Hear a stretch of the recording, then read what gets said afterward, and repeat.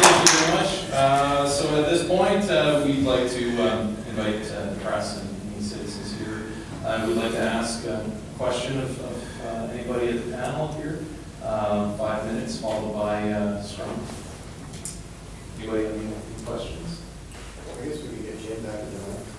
Okay, got a question for Jim? Please. Okay, sure. Yeah, Jim. What I would like to do as well, if you've got a question for somebody in particular, that'd be great. Feel free to ask the question as well, and we can direct. I think it would be good to answer. Yes. What do you expect to hear on the tour that you haven't already heard? Well, I think that there'll probably be things that I've heard before that haven't made it to the public at large and to the government. I mean, sort of this is the, if you want to characterize this as such, maybe the anti-LaPierre tour. Citizens at first thought that they had a chance to bring their concerns to the public during that tour, and as we know now, at the end of the tour, their comments were not made public.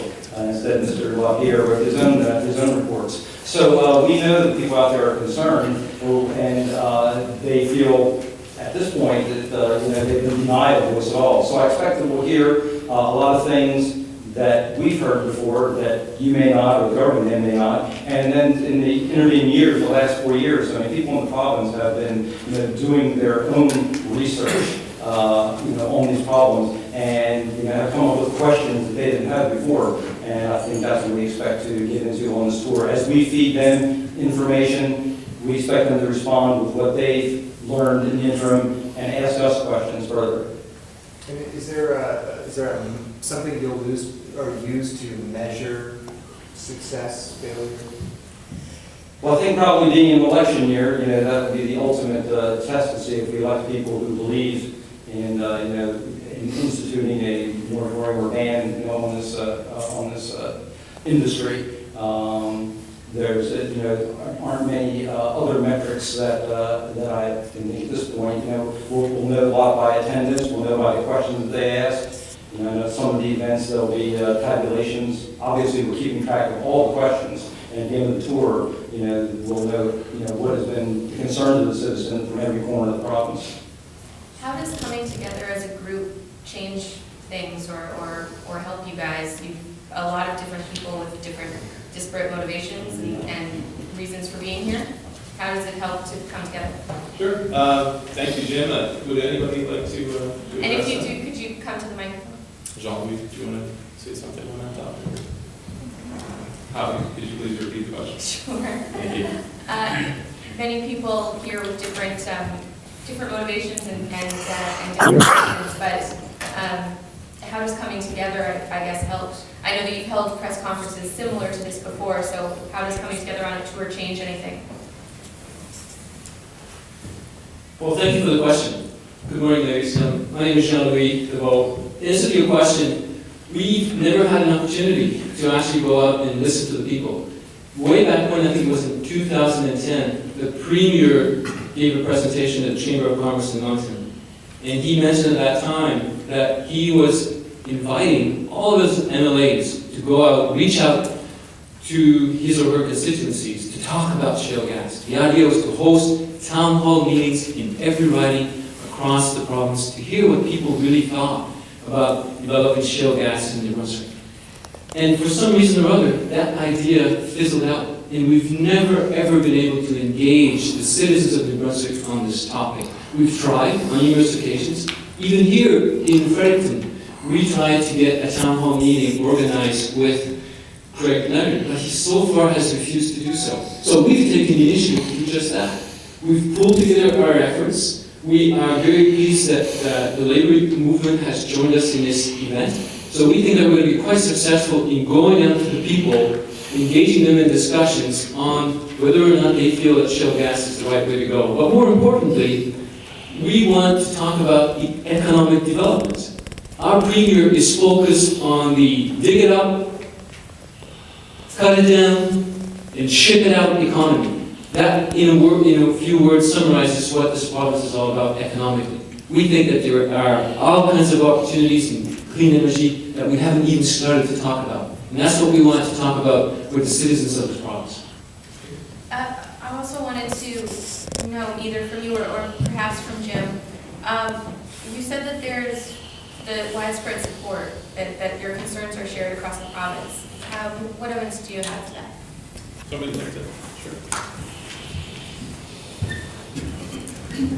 We can see this if you go to our website, noshalegasmd.ca. But essentially, we've been keeping track, and we've had roughly 80 municipalities pass moratoriums, pass resolutions asking for a moratorium ban. We've had basically a dozen or so of the medical societies. We've had the National Farmers Union, a couple other agricultural societies. We've had the labor unions now. We've had religious organizations. And we tallied them up before the speech this morning. There's 130. And of course, our group, the New Brunswick Anti-Shale Gas Alliance, represents 22 active members and about another 10 who are associated with us but don't participate in our everyday meetings.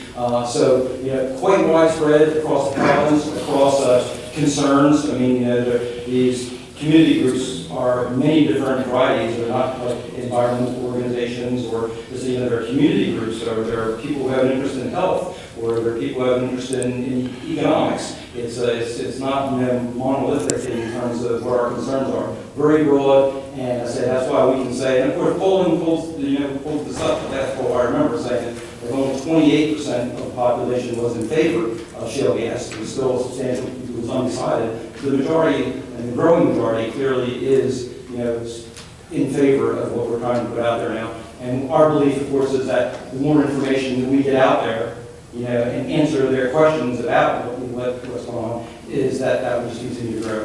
There was some polling after, or I'm not sure, I think maybe Allward was putting some CRA polls after October and Rexton that showed support sort of leaning a little bit for your cause.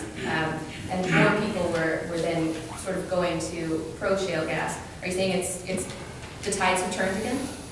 I don't have a recent poll to quote. I mean, the thing about after Rexton was, if you look at the poll questions that were asked back then, I mean, they were so, in terms of doing polling science, I mean, they were so biased towards the events at Rexton, the violence and the protest and all that. Very little had to do, with the merits of shale gas or not. So you always get that kind of, if you look at any issue, when you have those emotional incidences, polls go like this. So we think that that's really not a good measure of what people think about the industry itself. Man, that's a great question. It's a good segue into this room here. I'd just like to draw everyone's attention to the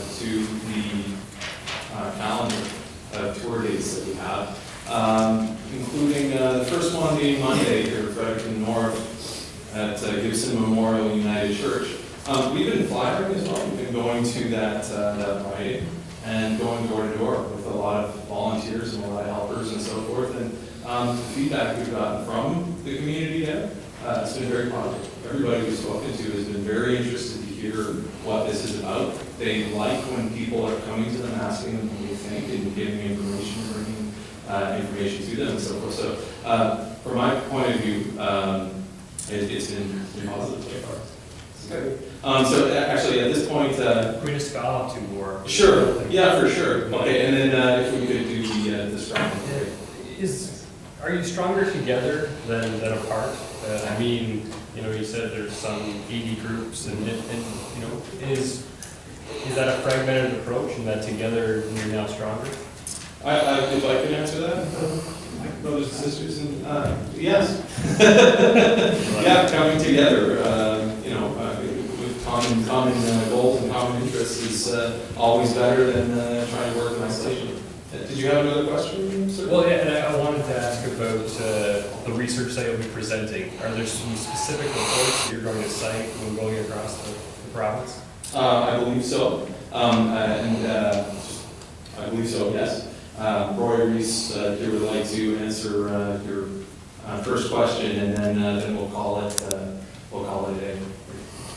Yeah, one of the things that inspired, created an organization that was made up of the 30 organizations that had already come out against shale gas, is looking back on the initiative that we took at the time that the previous government was trying to sell Enbridge Power. And one of the great things that happened, that was a tremendously empowering experience for the people in New Brunswick to be able to come together and say, we are against this. We were able to influence 6 liberal MLAs at that time who deviated from the government's position on that, and that was kind of the death knell to the memorandum of understanding on the sale of Enbridge Power. We applied that same kind of principle to creating what has now become the basket in the New Brunswick Anti-Shale Gas Alliance, where there were 30 community organizations, but they weren't united with a strategic plan and an approach to dealing with both the industry and the government on this issue. And so we created a strategic plan of which 22 of those 30 organizations had endorsed. And by working together, we've been able, in conjunction with the Council of Canadians and also with the labor union, to come up with this Voice of the People's Court, which actually gets the scientific-based peer-reviewed study out to the public, which we haven't been able to do through the press. Okay? So this is our opportunity to present that information to the public, and they can make a choice then. Otherwise, they're being asked to make a choice in ignorance of a lot of the facts. And that's the beauty of the tool, is that we can take those facts to the public. Very nice. Thank you, ladies and gentlemen.